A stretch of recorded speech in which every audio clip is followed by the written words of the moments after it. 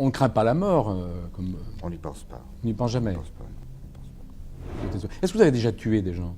On ne pose pas ce genre de questions. Bah oui, mais moi je vous la pose. Je ne répondrai pas. Ouais. Lui, c'est Sizia Ziké. Il est en train de passer dans l'émission Apostrophe de Bernard Pivot et on lui demande s'il a déjà tué quelqu'un. Mais pourquoi on lui demande ça en fait?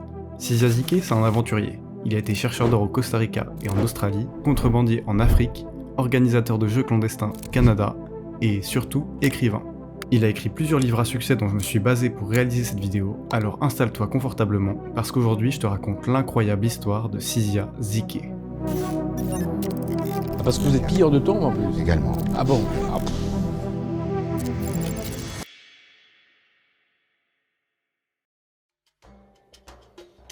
Notre histoire commence au Maroc, et plus précisément à Taroudan.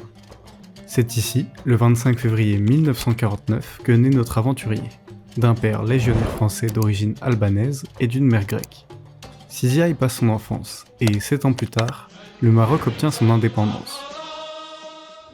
La famille s'installe alors à Bordeaux, et le jeune Ziké mène une adolescence pour le moins mouvementée. Avant même de passer le bac, il se retrouve en prison, obligé de s'enfuir. À 17 ans, il est déterminé à quitter la France, mais on lui refuse l'obtention de son passeport. Il s'engage alors dans la Légion étrangère. Seulement, son unité est démantelée au bout de 3 mois à peine, ce qui brise les rêves du jeune Sizia de quitter le pays. En 1967, après avoir réussi à obtenir son passeport, l'appel de l'aventure débute pour lui. Il file en Amérique du Sud, bien loin de la tranquille Bordeaux, pour rejoindre son grand-père qui vit en Argentine. Cela durera 3 ans, où il fera fortune en devenant marchand d'art précolombien, et c'est aussi à cette période qu'il découvrira une toute autre passion que le voyage, le jeu. Une passion qui, tu vas voir, ne cessera pas de s'éteindre tout au long de sa vie. Après l'Amérique du Sud, il s'en ira au Canada pour exercer diverses professions plus ou moins légales, de directeur d'un restaurant italien à organisateur de jeux clandestins, en passant par la récupération forcée de dettes. C'est pendant cette période qu'il va survivre de justesse à une tentative d'assassinat par le chef d'un gang, que Sizia va décider de rentrer en Europe. Gros consommateur de drogue, il se rendra souvent à Amsterdam. Comme le jeu et l'aventure, cela fait partie du personnage marginal qu'est Sizia Ziké. Il dira lui-même dans ses livres avoir un certain mépris pour les lois. Dans ce monde trop bien réglementé, il est dur d'être un aventurier et de suivre ses propres lois. Pour moi, la notion d'interdit n'existe pas. Je veux le faire, donc je le peux. Après une aventure en Afrique, où il évite de justesse la prison à Bamako, il s'envole pour les Caraïbes, où il rencontrera une femme avec qui il aura un fils. Malheureusement, à l'âge d'1 an, cet enfant décédera d'une maladie inconnue. Et si je t'en parle, c'est parce que cet horrible événement marque un véritable tournant dans la vie de Sizia. Pour noyer ce drame, le couple se réfugiera dans le monde de la nuit, des casinos de Hong Kong et de Macao, avant de finir avec quelques dollars seulement, au Costa Rica. Et c'est cette aventure au Costa Rica qui va littéralement faire exploser sa carrière d'écrivain quelques années plus tard, avec la parution de son premier livre, Oro. Cela le rendra très riche, mais tu vas le voir un peu plus tard dans la vidéo, Sizia a une conception très particulière de son argent. Oro, qui deviendra un best-seller, relate son activité de chercheur d'or dans un milieu où la nature est aussi impitoyable que les orpailleurs clandestins et autres repris de justice. Son idée de partir à la recherche d'or lui vient en se baladant à travers le Costa Rica sans un seul sou. Il entend des histoires d'orpailleurs clandestins qui se seraient installés dans les montagnes sur la péninsule d'Ossa. Et sa soif d'aventure extrême prend le relais. Après plusieurs tentatives d'extraction d'or qui ne mènent à rien, il découvre enfin, en changeant d'endroit, un très gros filon. Il emploie alors une trentaine de criminels et autres personnes peu recommandables pour l'exploitation de la mine, et impose ses règles avec son terrible 357 Magnum. Et puis vous tombez sur le bon filon. Alors là, c'est un filon formidable parce que ça va vous rapporter combien de kilos d'or? 23 kilos à la main. 23 kilos À la main. à la main. Ouais, à la main. Bon, mais vous avez combien d'esclaves qui travaillent pour vous? Une trentaine. Une trentaine. Et vous ne protestez pas quand je dis le mot esclave? Vous savez, il y a premièrement, il faut habituer les gens à travailler. Et ma mine d'or, Oui. il ne faut pas qu'ils pensent à voler. Hmm. Leur première intention est de venir pour voler, ce qui est normal, je comprends. Je le comprends, mais je ne l'accepte pas. Oui. Donc il faut donc les tuer au travail. Malheureusement pour lui, après de nombreuses péripéties dans la jungle et plusieurs ennuis, des gens influents du pays s'approprient sa mine d'or et le menacent de plusieurs années de prison, obligeant Sizia à fuir le pays en direction du Panama, emportant avec lui 3 kilos d'or dans ses bottes et signant la fin de cette aventure au Costa Rica. Bon, je t'ai pas raconté toute l'aventure au Costa Rica. Déjà parce que je te recommande d'aller lire Oro. Il y a énormément de passages qui sont surréalistes, comme la fois ils doivent transporter un moteur extrêmement lourd à la main sur plusieurs kilomètres de jungle, ou encore la fois où certains orpailleurs clandestins se mettent à parier sur l'heure du décès d'un de leurs congénères, qui malheureusement pour eux se réveillera le lendemain, bien vivant. Je voudrais plutôt te parler d'une aventure chez Sizia Ziqué, et pour comprendre ça il faut que tu comprennes sa philosophie. Son but c'est vivre la vivre intensément.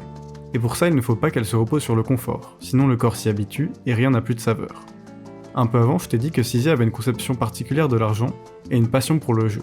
Alors, après chaque aventure, il dilapide la fortune accumulée. Pour lui, c'est comme ça qu'une bonne aventure doit obligatoirement se finir, en ayant tout perdu pour repartir de plus belle. J'ai oublié de dire, vous êtes joueur, dès que vous avez des kilos d'or, hop, vous jouez, et, alors vous perdez, vous gagnez, mais ça n'a aucune importance. Ça n'a pas d'importance, non. Ouais. Ça faisait partie de sa conception de la liberté. On thésaurise pas, on se repose pas sur ses lauriers. On fait tout pour se retrouver pauvre, parce que quand on va se retrouver pauvre, quand on va se retrouver assis sur le trottoir, là, dans une ville, on ne sait pas où, il va falloir qu'on réagisse, il va falloir qu'on invente autre chose, il va falloir qu'on reconquiert sa liberté. Et voilà, c'est un conquérant de la liberté. Après le Costa Rica, il retourne en Europe où il dîne avec un journaliste qui, entendant ses récits d'aventure, le supplie d'en faire un livre. Il se lance alors dans la rédaction d'Oro, qui, pour l'anecdote, fera beaucoup plaisir à sa mère. Pour elle, écrivain c'était une meilleure profession qu'aventurier hors la loi. Le point culminant pour son livre, c'est lorsqu'il passe dans l'émission très populaire de l'époque, Apostrophe, présentée par Bernard Pivot. L'émission fait sensation et le spectateur découvre alors un aventurier qui casse les codes. Il y a des dames qui tombent violemment amoureuses de vous, mais vous les expédiez rudement. Hein. Je n'avais pas le temps. Bernard Pivot lira d'ailleurs en direct une lettre de l'ambassadeur du Costa Rica, se plaignant que l'on donne la parole à ce genre de hors-la-loi. Cette lettre sera extrêmement bénéfique à Sizia, car elle authentifiera cette aventure au Costa Rica. Après la réussite de son premier livre, il vivra en Thaïlande et ensuite en Australie, où il reprendra des activités de chercheur d'or. Il continuera en parallèle à publier d'autres livres, comme Sahara, qui relate son aventure en Afrique, et Parodie, celle au Canada. Ayant pris goût à l'écriture, il s'ensuivra plusieurs romans de fiction. Et en 1991, c'est la chute du régime communiste. Il part alors visiter le pays d'origine de son père, l'Albanie. Il y passera 3 ans et en profitera pour écrire 4 romans.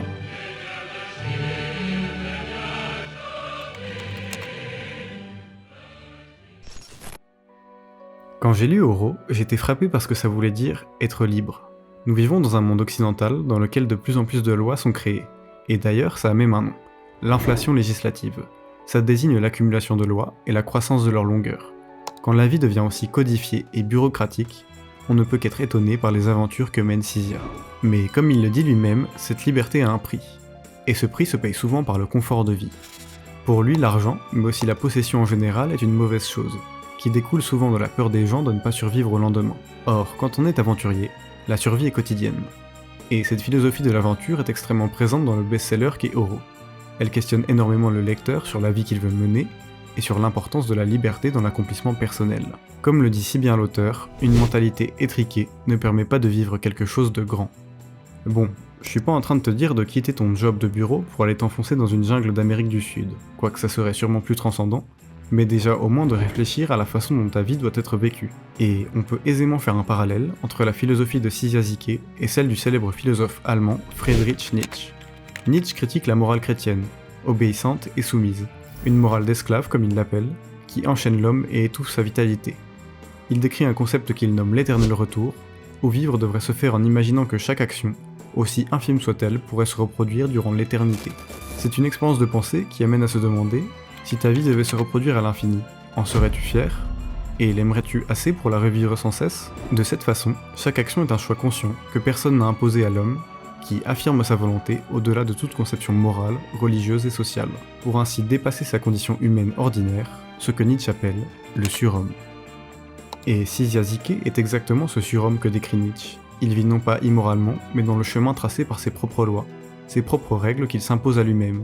Cette conception de la vie, surtout dans les milieux hostiles où il s'aventure, lui permet de s'en tirer et de vivre aussi intensément qu'il le désire, car sa liberté, il la revendique et il ne doit rien à personne. Le voyage, au même titre que la liberté, prend une place très importante chez Sizia, qui toute sa vie ne cessera d'aller parcourir le monde. Le voyage lui permet de vivre tout un tas de vies différentes et mouvementées, comme il le décrit quand il entend parler de l'or au Costa Rica. Son histoire m'avait intéressé, pas pour l'or, mais pour cette vie qu'il m'a décrite. Un bout du monde, comme je les aime. Les nombreux voyages qu'il a faits ont véritablement transformé Cyzia, et l'aventure décrite à travers ses livres a aussi largement influencé ses lecteurs. Sur internet, on peut retrouver bon nombre de témoignages de gens qui, après avoir lu le livre, sont partis à l'aventure pour tenter de vivre quelque chose de plus grand que ce à quoi ils s'étaient habitués.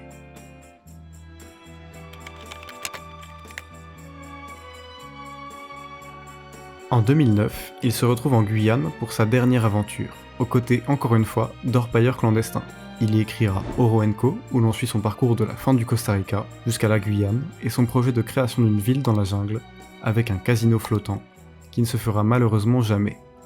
Ce livre, c'est aussi la fin de son aventure d'écrivain, marquée par des récits incroyables, et un adieu à ses lecteurs qui depuis Oro sont fascinés par le personnage. Le 25 septembre 2011, à Bordeaux, Cyzia appelle son rédacteur et ami de toujours Thierry Poncet. Ensemble, ils discutent du bon vieux temps. Cyzia revient sur son parcours et confie être satisfait de la vie qu'il a menée. Et il m'a dit, je kiffe chaque instant. Je pense qu'on a raccroché peu après. Le lendemain, comme s'il en avait décidé ainsi, Cyzia Ziquet s'éteindra d'une crise cardiaque, à 62 ans, dans la ville de son adolescence, clôturant ainsi cette vie chargée d'aventures extraordinaires. Cyzia Ziquet, c'est l'histoire d'un marginal, cynique, flambeur, brutal, mais aussi d'un aventurier, libre, non matérialiste, d'un homme de parole qui toute sa vie n'aura cessé de suivre sa philosophie, la liberté, quoi qu'il en coûte. Et l'homme est un nomade, et toute sa vie, l'homme, je crois, un homme normal rêve de foutre le camp des espèces d'aventures, quel qu'il soit, même si le gars est fonctionnaire depuis 40 ans, quand on le voit un soir et qu'il essaie de se libérer un peu, il vous dit « j'aurais voulu être pilote, j'aurais voulu être machin ». Tous les hommes ont envie de faire quelque chose. Et les hommes ne sont malheureux que dans la mesure où ils n'assument pas les rêves qu'ils ont.